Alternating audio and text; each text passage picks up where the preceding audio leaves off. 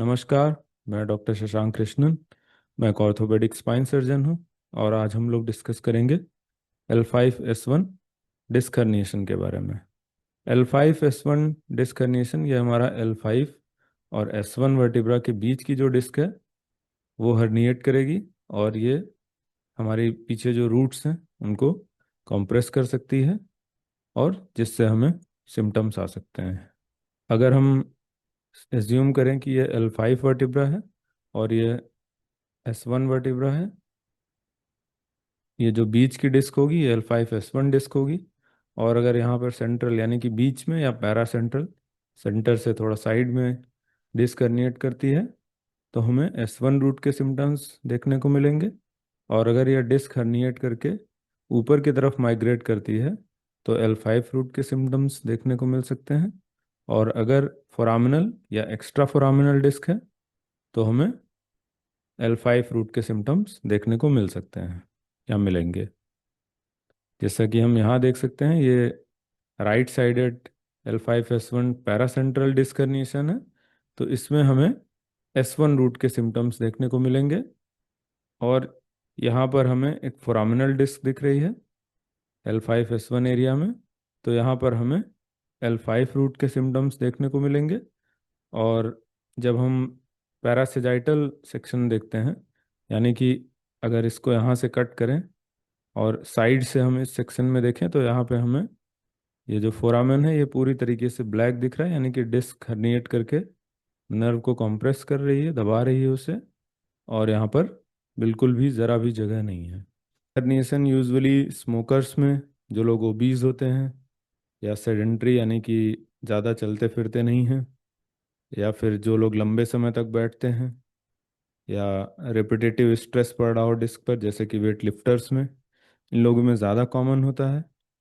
और अगर हम सिम्टम्स की बात करें तो मरीज को बैक पेन हो सकता है और पेन रेडिएट करता हुआ बटक से पीछे थाई में जाता हुआ फिर लेग्स में जा सकता है। और टिपिकली अगर पंजे के बाहर के साइड में मरीज को दर्द है तो ये S1 रूट के लिए टिपिकल होता है और L5S1 डिस्क में ये कॉमनली देखने को मिलता है। मरीज को बैठने में दिक्कत हो सकती है, यानी कि ज़्यादा देर बैठने पे पैर में दर्द आ सकता है या खड़े होने चलने में दिक्कत हो सकती है। और हम आते हैं एग्जामिनेशन पर, यानी कि अगर इन सब सिम्टम्स के साथ अगर आप डॉक्टर के पास जाते हैं तो वो क्या क्या एग्जामिन करेंगे। यहाँ पर हम जो भी डिस्कशन करेंगे वो टिपिकल होगा सेंट्रल या पैरासेंट्रल डिस्क हर्निएशन के लिए, जो कि यूजुअली 95% ऑफ द केसेस में मिलता है। और फोरामिनल या एक्स्ट्रा फोरामिनल डिस्क हर्निएशन हमें 5% के आसपास केसेस में देखने को मिलता है। तो जो भी हम यहाँ पे बात करेंगे वो हमारा टिपिकल होगा सेंट्रल या पैरासेंट्रल डिस्क हर्निएशन में, जिसमें हमें S1 रूट के सिम्टम्स देखने को मिलते हैं। जो हमारा एग्जामिनेशन होता है उसके 3 पार्ट होते हैं: मोटर, सेंसरी एंड रिफ्लेक्सेस। तो जो हम पहले टेस्ट करते हैं वो हमारा मोटर एग्जामिनेशन होता है, जिसमें हम मसल की पावर चेक करते हैं। यहाँ पर हम 3 मसल्स को स्पेसिफिकली चेक करते हैं: पहला गैस्ट्रोनीमियस, दूसरी पेरोनियस लॉन्गस, और तीसरी जो हम चेक करते हैं वो ग्लूटियस मैक्सिमस चेक करते हैं। सबसे पहली मसल है वो हम चेक करते हैं, वो गैस्ट्रोनीमियस है, यानी कि हम मरीज को अपने पंजे पे खड़े होकर चलने के लिए कहते हैं। और अगर मरीज अपने पंजे पे चल ले रहा है तो हम ये मानते हैं कि पावर अच्छी है। और कई बार हम पावर की ग्रेडिंग भी करते हैं, जिसको हम मेडिकल रिसर्च काउंसिल ग्रेडिंग बोलते हैं। उसमें हम मरीज को अपने पंजे पे खड़ा होने के लिए बोलते हैं और मरीज रिपीटेटिवली अब एड़ी को ऊपर करके अपने पंजे पर खड़ा होने की कोशिश करता है।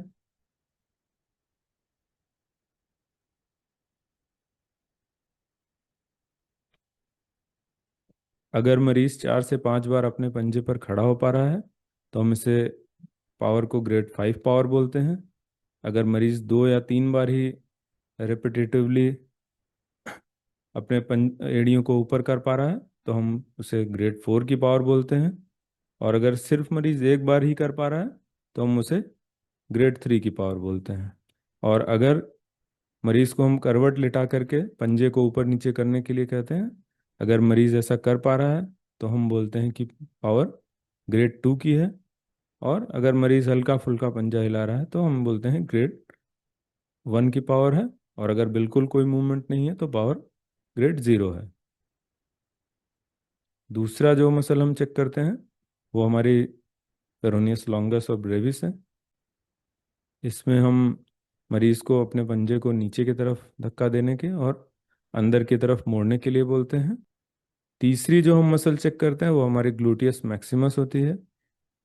ये हमारी हिप एक्सटेंसर होती है। और इसको चेक करने के लिए हम मरीज को उल्टा लेटाते हैं और कूल्हे को स्टेबलाइज करते हैं और अब उसे अपनी जांग को ऊपर उठाने के लिए कहते हैं। अगर मरीज अगेंस्ट रेजिस्टेंस पूरा उठा पा रहा है तो हम बोलते हैं पावर ग्रेड 4 की है, 5 की है। अगर मॉडरेट रेजिस्टेंस के अगेंस्ट उठा पा रहा है तो हम बोलते हैं कि पावर ग्रेड 4 की है।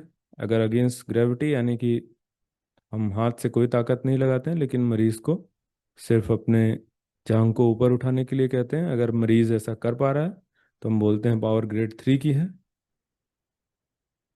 और अगर ग्रेड 3 से कम पावर है तो हम मरीज को करवट लेटने के लिए बोलते हैं, कूल्हे को थोड़ा एक्सटेंशन में रखते हैं और मरीज को अपने कूल्हे को पीछे रख ले जाने के लिए बोलते हैं। अगर मरीज ऐसा कर पा रहा है तो हम बोलते हैं ग्रेड 2 की पावर है।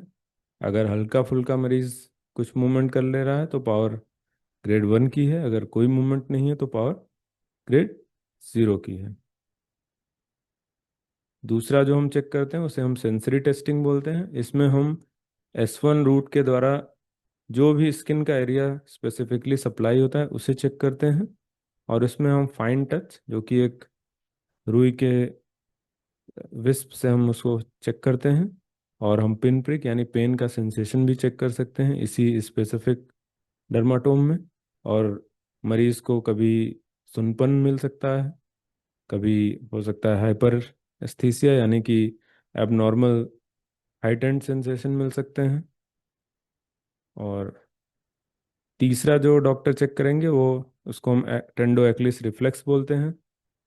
इसमें मरीज को हम लेटा देते हैं सुपाइन, घुटने को थोड़ा मोड़ते हैं और एंकल को पीछे खींच के, ये टेंडो एक्लिस एरिया है, इस पे हम टैप करते हैं और हमें गैस्ट्रोनीमियस का कॉन्ट्रैक्शन देखने को मिलता है। अगर L5S1 डिस्क हर्निएशन है तो S1 रूट कॉम्प्रेस होती है जिसमें हमें टेंडो एक्लिस रिफ्लेक्स यानी कि गैस्ट्रोनीमियस का कॉन्ट्रैक्शन देखने को नहीं मिलता है, यानी कि टेंडो एक्लिस रिफ्लेक्स एब्सेंट होता है।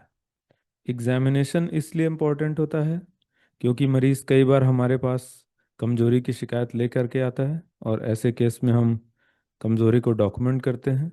और अगर मरीज़ को कमजोरी ज़्यादा है यानी कि पावर ग्रेड 3 या उससे कम है तो ऐसे में हम मरीज़ को सर्जरी की सलाह देते हैं। या फिर अगर सब्सिक्वेंट एग्जामिनेशन में मरीज को कमजोरी आ रही है यानी कि प्रोग्रेसिव न्यूरोलॉजिकल डेफिसिट जिसको हम बोलते हैं, यानी कि पहली बार मरीज आया और पावर ग्रेड 4 या ग्रेड 5 की थी और दोबारा मरीज आता है और हम एग्जामिन करते हैं कि पावर ग्रेड 3, 2 या उससे कम की है, तो ऐसे में भी हम मरीज को सर्जरी की सलाह देते हैं। और कई बार कंजर्वेटिव मैनेजमेंट के फेल्योर के केस में, यानी कि अगर मरीज 2-3 महीने तक मेडिसिन फिजियोथेरेपी एक्सरसाइज वगैरह कर चुका है और उसके बाद भी उसको दर्द में कोई आराम नहीं है, तो ऐसे भी केसेस में हम मरीज को सर्जरी की सलाह देते हैं। अगर कॉम्प्रेशन सिवियर है तो कई बार मरीज कॉडा इक्वाना सिंड्रोम के साथ भी प्रेजेंट कर सकता है जो कि एक मेडिकल इमरजेंसी है। और इसमें मरीज का ब्लैडर बाउल यानी कि लेट्रिन और पेशाब करने की मरीज की जो क्षमता है वो अफेक्टेड होती है। इसको भी मैंने एक वीडियो में डिस्कस किया है, अगर आप चाहते हैं तो उसे देख सकते हैं। Thank you.